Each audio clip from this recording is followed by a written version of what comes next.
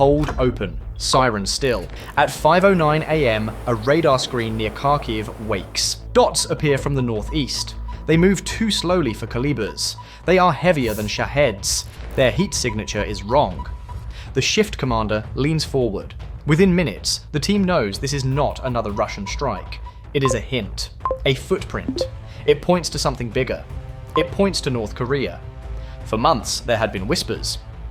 A hidden corridor from Pyongyang to Moscow.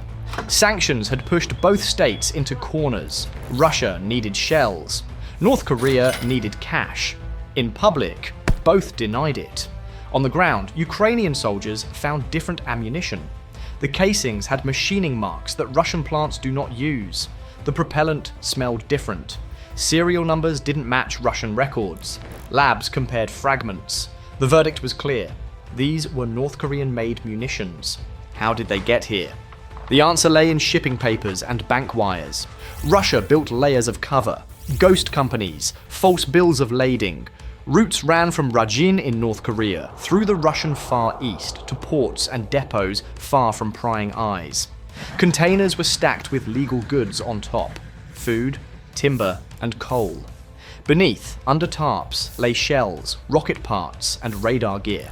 Detecting them required more than a cursory port check. It required a thread to pull. Ukraine found that thread in the wires. A cyber unit cracked a cache of encrypted traffic between Russian logistics officers and North Korean trade officials. Manifests, payment notes, vessel GPS pings. A map formed. The numbers were not small. Over 200,000 rounds of artillery. Dozens of missile components, radar systems. The total value topped $1.5 billion.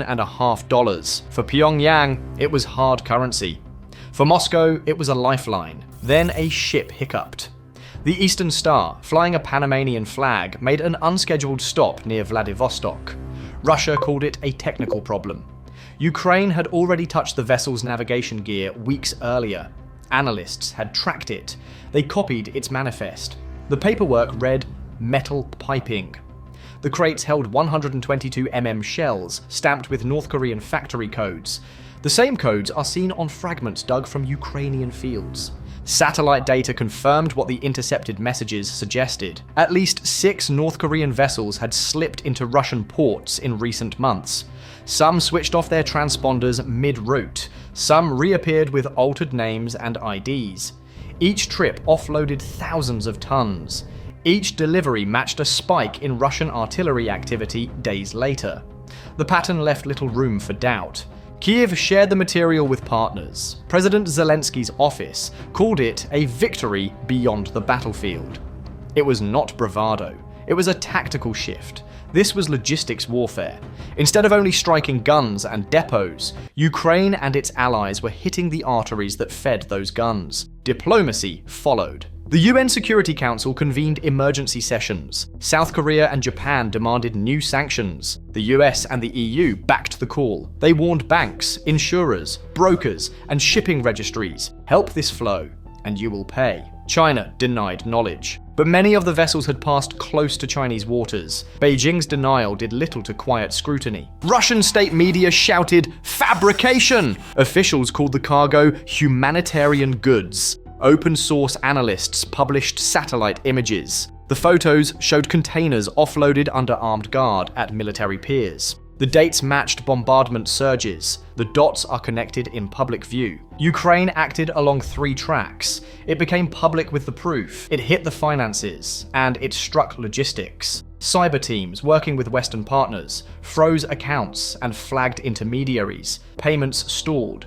Insurance firms and brokers widened their checks. Meanwhile, Ukrainian strike teams, guided by the intercepted manifests and satellite imagery, targeted storage sites in the Russian Far East and near the border. Smoke rose from depots in Komsomolsk-on-Amur, Ussurisk, and Belgorod. Stockpiles burned before they could move west. The supply shock spread. South Korean officials confirmed departures from Rajin and traced shipments through third parties. Japan called the transfers a threat to regional stability. Several suspect ships were detained in Southeast Asian ports. Inside North Korea, security around munitions plants tightened. The regime lost a revenue stream that had bought fuel, machinery, and grain. Russia felt the hit. The defense ministry ordered audits. Senior logistics officers were relieved of duty. Payments froze pending internal reviews. On the front lines, units near Avdiivka and Kupiansk reported shortages. Artillery fire became less constant.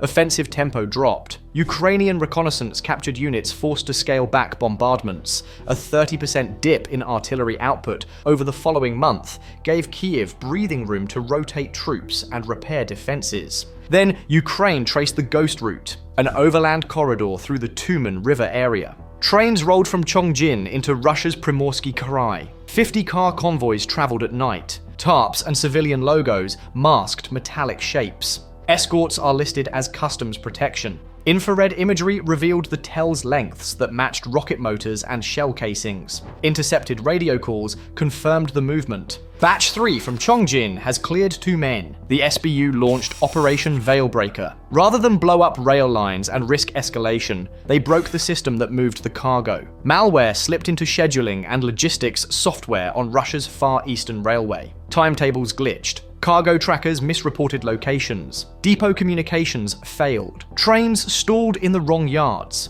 A dozen shipments were delayed or lost in routing errors. No explosions, but the flow stuttered. Backroom diplomacy amplified the pressure. The UN moved to expand sanctions targeting North Korean state firms and Russian rail entities linked to the scheme. Several nations that often hedge their votes voiced concern. China abstained rather than vetoing. That move signaled unease in Beijing. Financial compliance teams tightened. Brokers and insurers began dropping risky clients. The network found fewer willing hands. Russian propaganda tried to spin. Online pro-Kremlin channels accused Ukraine of forgery, but the evidence, manifests, satellite images, intercepted messages, and serial numbers circulated widely. For Russian citizens, the narrative was embarrassing. A major military power leaning on one of the world's poorest states for shells and rockets. Pride met reality. Ukraine kept pressure up. Drones watched rail yards. Small teams waited for clear windows.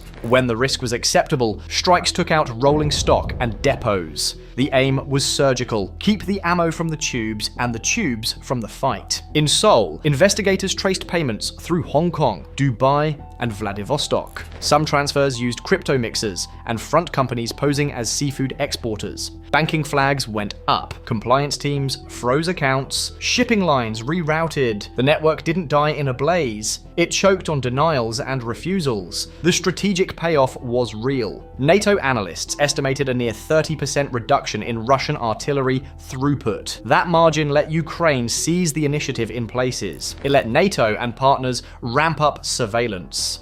It gave time to replenish air defenses and to pick targets with less risk of escalation. North Korea reacted with fury. Kim Jong-un reportedly demanded investigations. Some officials were reassigned. Controls tightened. Shipments paused while the regime reassessed risk and reward. Moscow and Pyongyang cooled their deals. Russia withheld payments pending an internal review. The partnership was bruised. For the West, the episode became a case study. Sanctions and export controls can bite when paired with cyber pressure, open source sleuthing, and coordinated legal action. New measures targeted secondary facilitators, registry, insurers, and freight brokers. South Korea pledged more maritime surveillance to help Ukraine. Japan expanded data sharing on regional shipping. The G7 promised to close loopholes. On the front, the line effect was human and immediate. Troops learned the truth behind the quieter nights. They did not cheer. They exhaled. A platoon sergeant said simply that resupply was harder for the enemy. Morale nudged upward as the math of battle shifted. In Kyiv, analysts burned the midnight oil. A young coder found one small trace, a spoofed email, a double-hop relay, a transaction shard. She flagged it. The lead went to a team that closed a payment lane.